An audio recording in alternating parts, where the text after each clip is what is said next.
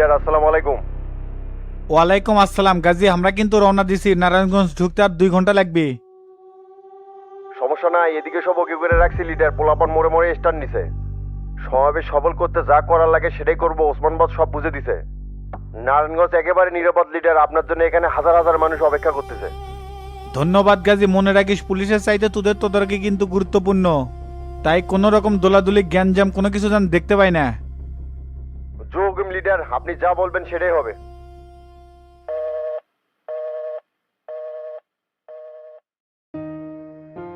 Sir আসসালামু আলাইকুম, আপনি এখানে দাঁড়িয়ে আছেন কে? বসেন। ওয়ালাইকুম আসসালাম, ঠিক আছে বসতেছি। তে স্যার, আপনি হাসপাতালে কোনো সমস্যা হচ্ছে? কেউ কি ভর্তি হচ্ছে? কোনো সমস্যাও হয় নাই, কেউ ভর্তি হয় নাই। একটা ইনফরমেশন জানার জন্য আসছি। বান্টি নামে একজনের লাশ নাকি মর্গে পড়ে আছে। ও, ওই লাশের কথা করছেন স্যার? এতদিন এটা পড়েই আসছিল, আত্মীয় স্বজন কেউ আসেনি।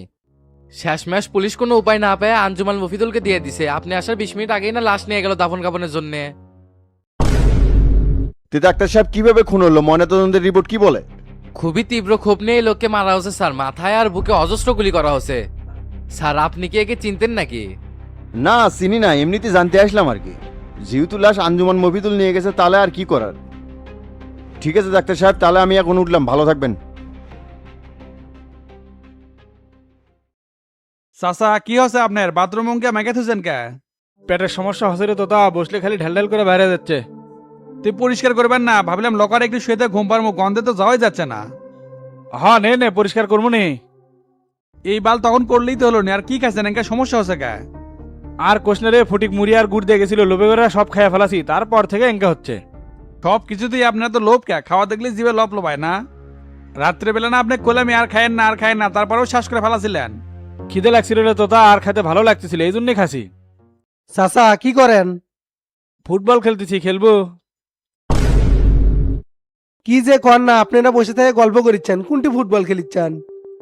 সেটা যখন দেখতেই পাচ্ছ তাহলে জিজ্ঞেস করলু গা। কেড়ে বাড়ল সবিকসা কেমন দুঃখ সহ্য করতেই পারতেছে না, ঘটনা কি? সেটাই তো আমি কোয়ার পাচ্ছি না ভাই। তার কোন জমির যে আমি পাকা ধানে মই দিলাম, তার মতি গতি বোঝা তো খুবই দুষ্কর। এ তুই এটি কিসে খাচ্ছ সেই কথা কথা? আপনাদের সাথে গল্প করবে আসলাম চাচা। কয়েকদিন হলো তো খাবারও দিচ্ছেন না, টেকাও দিচ্ছেন না। কালকে কতবার করলাম 1 প্যাকেট সিগারেট কিনে দেন, সেটাও তো দিলেন না। এই শফিকা আর আলগা জায়গার টাকা খরচ করবি না, তোর ভাবসাব আমার বোঝা শেষ। বাইরে গেলে তুই আর আমার সাথে থাকবো না, তাই সব বন্ধ করে দিছি। তুই এখন জেলে পুটকি সুখে মারমু হারাম দাদা, তুই আমাকে টাউট করে কোষ। বাটুল রে, তোর কপাল পড়ছে। সবিকসা জানার তোকে মাইনাস করে ফেলালো। কার জন্য জীবন বাজি রেখে এত কিছু করছিল রে? দেখলু কি হলো? যেটাই হোক ভাই, তারপরেও তো তাই আমার অভিভাবক। হয়তো তাই এখন আমাকে ভুল বুঝিচ্ছে, পরে সঠিকটা ঠিকই বুঝবিনি। চাচা আপনি আমাকে যতই পর ভাবেন না কে, আপনি যদি এখনই কোনো বিপদ হয় এই বাটুলি কিন্তু আগে যাবি। তবে আপনি যে খেলা দেখালেন না সেটা কিন্তু ভোলার না। খেলা সবাই দেখায় রে, দোষটা খালি এই শফিকেরই হয়। আরে তোতা হাই রে, পোল্টিবাজি করলে এখন কিন্তু একসাথে জেল খাটা লাগিচ্ছে। মিসাই এর মধ্যে আমাকে টানতেছেন কি জন্য? জেল তো আপনার জন্যই খাটতেছি। আপনার মতো জোর চোরে কথা শুনে যদি না আসলাম, তাহলে কি আমার জেল খাটা লাগে? এখন যে সকল বন্দী ভাইদের নাম ডাকা হচ্ছে তাদের প্রত্যেকেরই জামিন। কলিমুদ্দিন পিতা সলিমুদ্দিন, ঠিকানা কাহালু। বাটুল সরকার পিতা হাবিজার সরকার, সাধনপুর শোলদুগরি। আপনাদের এই প্রত্যেকেরই জামিন। কেস কাট নিয়ে তাড়াতাড়ি কেস টেবিলে চলে আসেন। হাই রে চাচা, আমার তো জামিন হয়ে গেল। শ্বশুর মনে হয় জামিন করালো। তোর তো কপাল খুলে গেছে রে বাটুল। শালা আমাদের আগে তুই বাই হয়ে গেলু। শ্বশুর তো তলে তলে আমার জামিনের জন্য খুব চেষ্টা করেছিল ভাই। শফিক চাচাক তো কছিলাম জামিনের জন্য, তাই কোনো গুরুত্বই দেয়নি, খালি মুকত। এ আমি চেষ্টা করি নাই না, ফটিকে দিয়ে দে, তোর শ্বশুরে কোয়াছি, না হলে কি বাইরে হবার পারিস? ও তোরা এগুলো অবদান এত সহজেই ভুলে যাস, আর দোষ খালি শফিকেরই হয়। এ বাটুলে বাইরে তো বাইরে হচ্ছু, ফটিকের সাথে থেকে আমার জামিনের ব্যাপারে কাজ করিস। এই মাত্রই না করলেন আমাকে বলে জেলের মধ্যে পুটকি শুকে মারবেন, আবার উল্টে গেলেন কে? এটাই হলো সবিক চাচার অরিজিনাল চরিত্র। তার প্রয়োজন হলে তোকে দুলাভাই ডাকবে, আর তুই চোদনত পরে দেখ, তোকে চিনবি না। সেটা আর দেখার বাকি নেই ভাই। এই জেলের মধ্যে আসে সবকিছুই বোঝা শেষ। ঠিক আছে, বাইরে যখন যাচ্ছ এখন তাই ভালো হয়ে চলবো। আর অনেক কোচ আমার সাথে দেখা করে। আচ্ছা ভাই কমনি। চাচা এখন আপনিই জেলের মধ্যে পুটকি শুকে মরেন, থাকেন গেলাম।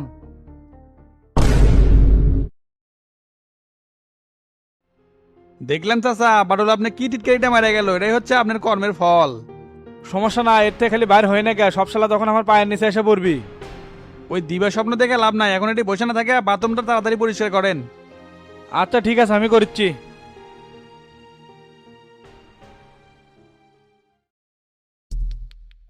এই মাদারিকে এইভাবে সুযোগ দেওয়া ঠিক হয় নাই ভাই, সারা দেশে আবার সফর মারাছে, এক না আটকালে সমস্যা হয়ে যাবি। ওই যত চেষ্টাই করুক না কে, দাঁড়াতে দিব না। জনদরদির পার্টির কমর না ভাঙা পর্যন্ত শান্ত হচ্ছি না।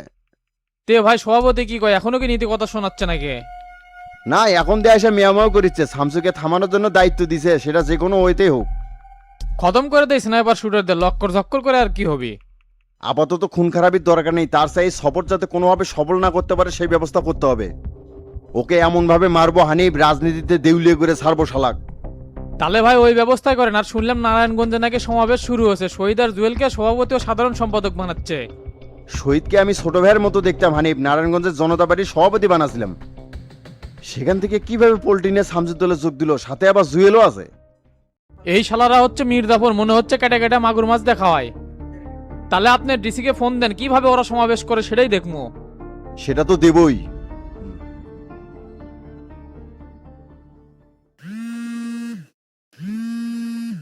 হ্যালো ডিসি সাহেব। স্যার আসসালামু আলাইকুম, ভালো আছেন? ওয়ালাইকুম আসসালাম। ভালো আর থুলেন করি। নারায়ণগঞ্জে বলে আজকে ছাত্রী দলের সমাবেশ, তা আপনারা কি করতেছেন? সরি স্যার, ছাত্রী দল বলতে শামসু স্যারের জনদরদি দলের কথা বলতেছেন? হ্যাঁ সেটাই বলতেছি। শোনেন ডিসি সাহেব, শামসু যাতে নারায়ণগঞ্জে কোনো ধরনের সমাবেশ করতে না পারে, আপনারা পুলিশ প্রোটোকল দিবেন না।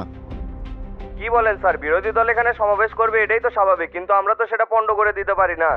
আর আমরা যদি এটা না করতে দিই তাহলে তো সারা দেশে অস্থিরতা তৈরি হবে, আইন শৃঙ্খলা পরিস্থিতি তো কন্ট্রোল করা যাবে না। আর জেলার ডিসি হিসেবে এটা আমার নৈতিক দায়িত্ব যে বিরোধী দলকে সমাবেশ করার সুযোগ দেওয়া। স্বরাষ্ট্র দপ্তর থেকে আমাকে কোনো নির্দেশনা দেওয়া হয়নি স্যার, তো সেখানে আমি কিছু করতে পারবো না। তার চাইতে সমাবেশ যাতে না হয় সেজন্য আপনি অন্য ব্যবস্থা করেন, তার জন্য আমি যা করা লাগে করব। আচ্ছা ঠিক আছে।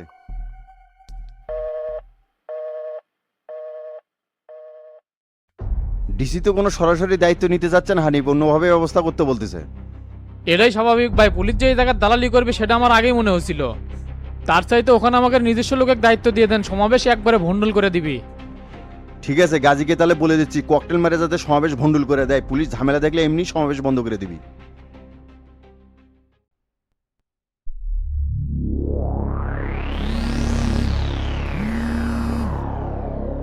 বড় ভাই আসসালামু আলাইকুম, মেলাদিন পর ছোট ভাইকে স্মরণ করলেন।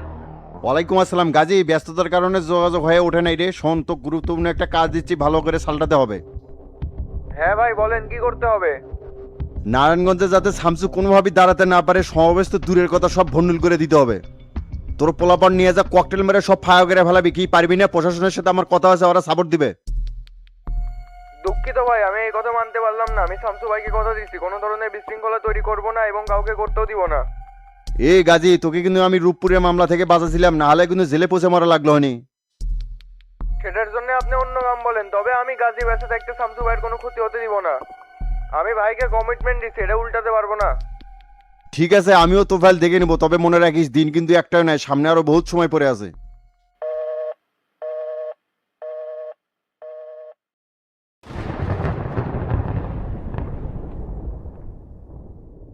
যে বৃষ্টি হচ্ছে রে গোল্লা, কখন যে থামে। হ ভাই, যেদিন আমাদের প্রোগ্রাম হয় সেদিনে ইনকে আকাশ খারাপ হয়। কত মানুষ আসছে, হলরুমে তো জায়গাই হচ্ছে না। সেটাই তো হলো, তে ফাইম কতগুলো পোলাপান নিয়েছে রে? তাও তো 1-150 হবি। তুমি কি পুরান বগুড়ার জৌলনগরে চেনামেরা সব সূত্রে নিয়েছ নাকি? সমাবেশ বড় করার জন্য তো সেটা নিয়ে আসা লাগবে রে। আর এরম করে আকাশ খারাপ হয়ে যে বৃষ্টি নামবি সেটা তো জানিছিলাম না। আজকের এই বিশাল সমাবেশে উপস্থিত বগুড়া জেলার বিভিন্ন স্তরের নেতাকর্মীদের জানাই আমার সংগ্রামী এ সালাম। চুপ কর আসসালামু চুপ কর, আলাইকুম। হাবিব ভাই বক্তব্য শুরু করছে, দেখি শুনি তো কি কয়। প্রিয় ভাইরা আমার, আকাশটা খারাপ না হলে সমাবেশ মাঠেই হতো, আমরা সেভাবেই প্রস্তুতি নিয়েছিলাম। জানি এই হলরুমে সবার জায়গা হচ্ছে না, এই জন্য সবাই কষ্ট করে হলেও প্রোগ্রামটা সফল করার জন্য সহযোগিতা করি। আমরা সবাই এখানে আজকে উপস্থিত হয়েছি শামসুকে ভালোবেসে, এই দেশকে ভালোবেসে। আপনারা সবাই অবগত আছেন আজকের এই সমাবেশের মূল উদ্দেশ্যটা কি। জনতা পার্টি বগুড়া জেলার কমিটি বিলুপ্ত করছে, সাথে সভাপতি এবং সেক্রেটারিকে বহিষ্কার করছে। তাই আমরা এই সমাবেশ এবং মিডিয়ার মাধ্যমে সারা দেশকে সেটা জানাতে চাচ্ছি। আজকে থেকে আমরা জনদরদি পার্টিতে যোগদান করলাম এবং একনিষ্ঠ কর্মী হিসেবে কাজ করে যাব। আর বগুড়া জেলার জনদরদি পার্টির আহ্বায়ক হিসেবে তোফাজ্জল হোসেন মাস্টার দায়িত্বে থাকবেন। আপনাদের সবার সহযোগিতা আমাদের একান্ত কাম্য। আমি আর কথা বাড়াবো না, আপনাদের মাঝে এখন বক্তব্য নিয়ে আসছেন জনদরদি পার্টির বগুড়া জেলার আহ্বায়ক তোফাজ্জল হোসেন মাস্টার।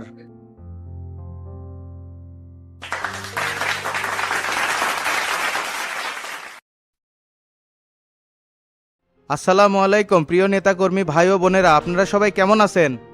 আপনাদের এত উপস্থিতি দেখে আমার খুবই ভালো লাগতেছে। আমরা সবাই এখানে উপস্থিত হয়েছি নতুন দিনের আশা নিয়ে। রাজনীতির এই পরিবর্তনের ধারায় আমরা সবাই স্বপ্নের সারথি হতে চাই। এটা কখনোই নয়, আপনারা সবাই অবগত আছেন যে শামসু বাংলাদেশের এই নোংরা রাজনীতি পরিবর্তন এবং জনগণের অধিকার রক্ষার জন্য জনদরদি পার্টি গঠন করেছে। আমরা সেই আন্দোলনে যুক্ত হতে বগুড়া জেলায় আহ্বায়ক কমিটি গঠন করেছি। আমরা সকল নেতাকর্মীর কাছে আহ্বান জানাচ্ছি, আপনারা সবাই ঐক্যবদ্ধ হয়ে আমাদের কাজে সহযোগিতা করবেন। মনে রাখবেন, এই দেশটা আমাদের সবার, এই দেশের জন্য আমাদের সকলকে কাজ করতে হবে। খুব দ্রুতই আমরা জেলার আহ্বায়ক কমিটি পূর্ণাঙ্গভাবে গঠন করব। তাই প্রত্যেক উপজেলা, ইউনিয়ন, ওয়ার্ডের সকল নেতাকর্মীর কাছে আমার আহ্বান থাকবে, আপনারা সবাই আপনাদের কার্যক্রম শুরু করে দেন। আমরা যদি সম্মিলিতভাবে কাজ করি, কেউ আমাদের দমিয়ে রাখতে পারবে না। জনদরদি পার্টি ইনশাল্লাহ সামনে সরকার গঠন করতে যাচ্ছে। তাই দেশের জন্য, দেশের মানুষের জন্য আমাদের কাজ করে যেতে হবে। আজকের এই সমাবেশ উপলক্ষে সবার জন্য খিচুড়ির আয়োজন করা হয়েছে। তাই সবাই সুশৃঙ্খলভাবে খিচুড়ি নিয়ে যাবেন, কেউ হট্টগোল করবেন না, পর্যাপ্ত পরিমাণ আছে। এই বলে আমার সংক্ষিপ্ত বক্তব্য এখানেই শেষ করছি। বাংলাদেশ জিন্দাবাদ, জনদরদি পার্টি জিন্দাবাদ, বাংলাদেশ চিরজীবী হোক। সবাই ভালো থাকবেন। আসসালামু আলাইকুম।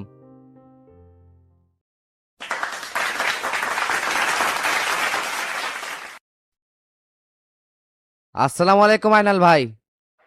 ওয়ালাইকুম সালাম। তো কি নিবেন আপনি? আমি কিছু নিব না ভাই, রেন্টেকারে বলে গাড়ি চালাবেন, ড্রাইভার খুঁজতেছেন, তাই রাসেল ভাই আমাকে পাঠালো। ও আচ্ছা, তো নাম কি আপনার আর বাড়ি কুটি? আমার নাম শিবলু, বাড়ি হলো শুভগাছা। তে লাইসেন্স আছে নাকি এমনি ড্রাইভার সাজিছেন? কি যে কন্যা ভাই, লাইসেন্স একবারে টাইট করা। 5 বছর হলো তো এই লাইনে গাড়ি চালাচ্ছি। আনোয়ার হাজি, সুমন ভাইয়ের গাড়ি তো আমি চালাচ্ছি, এখন রাজু ভাইয়ের গাড়ি চালাচ্ছি। তো আপনি বলে ড্রাইভার লাগবে, ওই জন্য তো রাসেল ভাই আমাকে গাড়ি পেটে দিল। ঠিক আছে, আমি আগে রাসেল ভাইয়ের সাথে কথা কই। তে আপনি কোন দিন থেকে গাড়ি চালাতে পারবেন? আপনি চাইলে তো আজকে থেকে গাড়ি চালাবার পারি, আর যত টিপ ধরার আমি ধরবো। আপনার কোনো টেনশন করা লাগবে না ভাই, এল্লা গাড়ি তো সেই ভাড়া। না, রাসেলের সাথে কথা না কয়ে এমনি একজনের গাড়ি দেওয়া যাবে না। ঠিক আছে, আপনি তাহলে কাল থেকে আসেন। আচ্ছা ভাই, গেলাম তাহলে। আসসালামু আলাইকুম। ওয়ালাইকুম সালাম।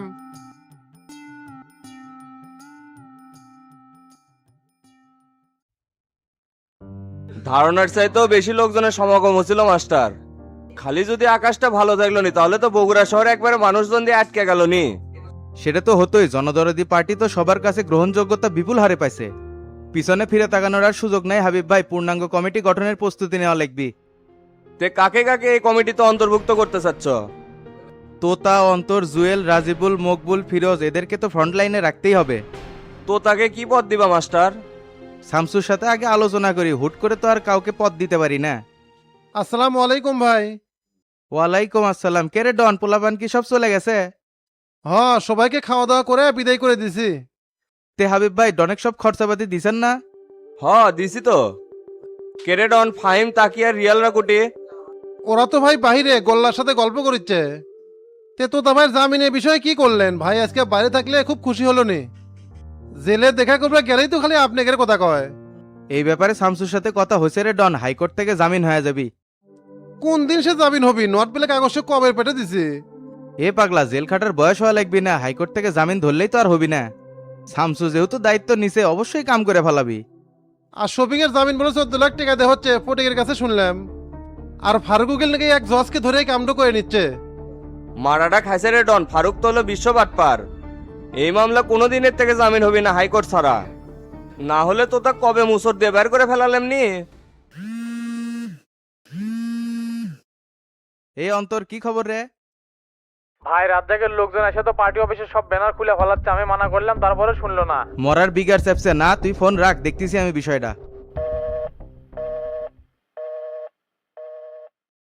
কি হচ্ছে মাস্টার? রাত জাগের লোকজন বলে পার্টি অফিস থেকে জনদরদি পার্টির ব্যানার আর সাইনবোর্ড খুলে ফেলাচ্ছে। এ ডন, গোল্লাক সাথে করে নিয়ে যায় পার্টি অফিসে, যাক পাবো জুত মতন পিঠে বের করে দেবো। আর আনোয়ারে কয়ে দিস গেটের যেন একটা বড় তালা মেরে দেয়, কেউ যেন ভিতরে ঢুকতে না পারে। আমি এখনই যাচ্ছি ভাই।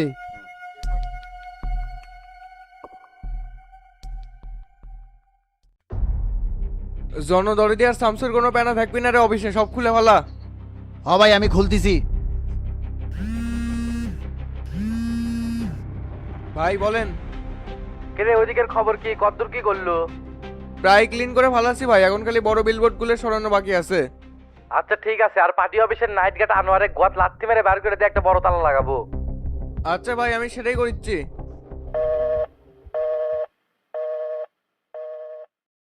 এ মাদারি তুই এলি এটি কি করছো? আমি কি করছি মানে, তোরা পার্টি অফিসে কি জন্য যাচ্ছ? এই চুদির বেটা, তুই পার্টি অফিসে কৃষক ঢুকছো সেটা আগে ক। আজ থেকে আমি পার্টি অফিস দখল করে ফেলালাম, কোনো মায়ের বেটা এটি মাদক পরি করে পারবি না।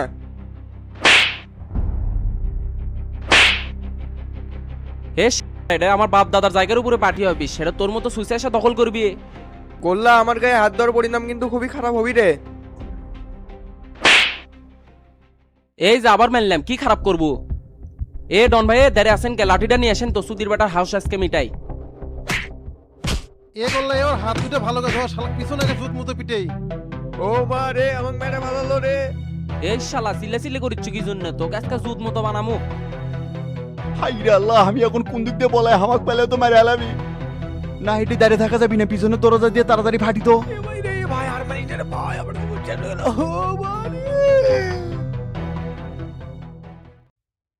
আসসালামু আলাইকুম, কেমন আছে নারায়ণগঞ্জবাসী? আপনাদের স্বতঃস্ফূর্ত উপস্থিত দেখে আমার খুবই ভালো লাগতেছে। আপনারা আমাকে এবং আমার জনদরদি পার্টিকে যেভাবে ভালোবাসা দিয়ে বরণ করছেন, তাই আপনাদের প্রতি আমি কৃতজ্ঞতা প্রকাশ করছি। প্রিয় সংগ্রামী ভাই ও বোনেরা, আপনারা সার্বিকভাবে আমাকে যেভাবে সহযোগিতা করছেন, আমি সারা জীবন আপনাদের কাছে ঋণী হয়ে থাকব। আপনাদের দোয়া এবং ভালোবাসায় সারা বাংলাদেশের মানুষের অধিকার ফিরে আনতে চাই।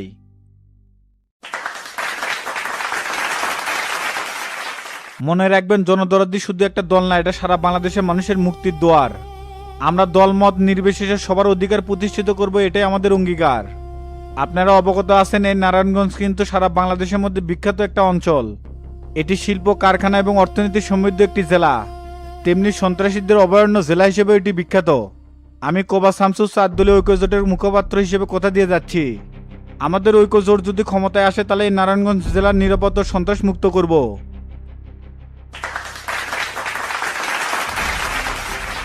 প্রিয় নারায়ণগঞ্জ ভাই ও বোনেরা, আজ থেকে নারায়ণগঞ্জ জেলার দায়িত্ব পালন করবে আসাদুর রহমান শহীদ।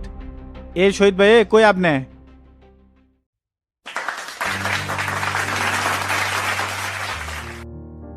আজ থেকে নারায়ণগঞ্জ জেলা জনদরদি পার্টির পক্ষ থেকে আহ্বায়ক হিসেবে শহীদ ভাইকে দায়িত্ব দিয়ে গেলাম। আপনারা তাকে পূর্ণাঙ্গভাবে সার্বিকভাবে সহযোগিতা করে দেবেন। কথা আর বাড়াবো না, এখান থেকে আমাদের কুমিল্লে যেতে হবে, ওখানে অনেক নেতাকর্মী আমাদের জন্য অপেক্ষা করতেছে। এই প্রোগ্রাম সফল করার লক্ষ্যে সকল নেতাকর্মী, সাংবাদিক ভাই, প্রশাসন ভাইদের প্রতি কৃতজ্ঞতা প্রকাশ করছি। জনদরদি পার্টি জিন্দাবাদ, 4 দলীয় ঐক্যজোট জিন্দাবাদ, বাংলাদেশ চিরজীবী হোক। সবাই ভালো থাকবেন, আসসালামু আলাইকুম।